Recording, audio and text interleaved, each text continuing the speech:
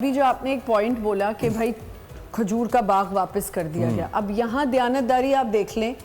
یہ لڑکی یہاں لڑکیوں کے لیے بھی ہے، لڑکے والوں نے اگر آپ کو کچھ دیا اور وہ مانگ رہے ہیں واپس تو آپ اسے بہت آنیسٹی سے واپس کر دیں، چھپا لیتے ہیں،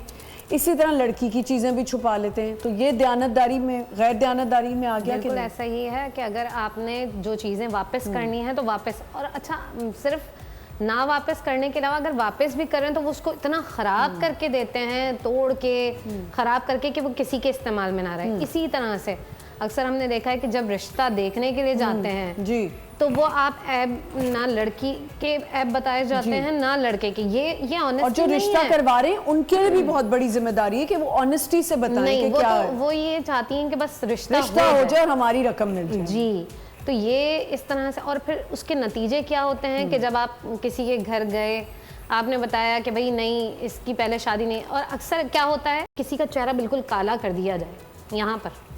تو ایک الگ سے نظر آئے گا نا کہ یہ بندہ تو بالکل الگ نظر آ رہا ہے۔ قیامت کے دن جھنڈا دیا جائے گا، فلیگ ہوں گے اچھا ان لوگوں کے ہاتھوں میں جو لوگوں کو دھوکہ دیتے تھے ہیں، جی، اس پہ لکھا ہوگا کہ اس نے اگر کسی نے آپ کو دھوکہ دیا نا تو اس پہ لکھا ہوگا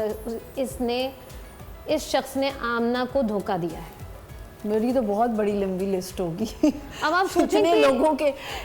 لوگوں کے ہاتھ میں جھنڈے ہوں گے میرے لیے، جتنے لوگوں سے میں نے دھوکے کھائے ہیں۔ جتنی بھی سوسائٹیز ہیں ہاں جو ہڈن چارجز رکھتے ہیں، چھوٹا سا لکھ دیتے ہیں، اس کو تو میں نے خود بھگتا ہے بالکل کہ کارنر سے آپ یہاں پہ ہمیں ایک چھوٹا سا بریک لینا ہے، اور دھوکے کا مطلب صرف یہ نہیں کہ آپ کو کسی نے محبت میں ہی دھوکہ دے دیا، خدا کے لیے یہ صرف دھوکہ نہیں ہوتا، دھوکے آپ کی دوستیوں میں بھی ہوتے ہیں، رشتوں میں بھی ہوتے ہیں، آپ کے گھر کے رشتے، آپ کے ساتھ کسی نے ناپ تول بھی غلط کیا نا، آپ کو کپڑا مہنگا دے دیا ہے، آشیانہ والے سارے سن لیں جو ایسے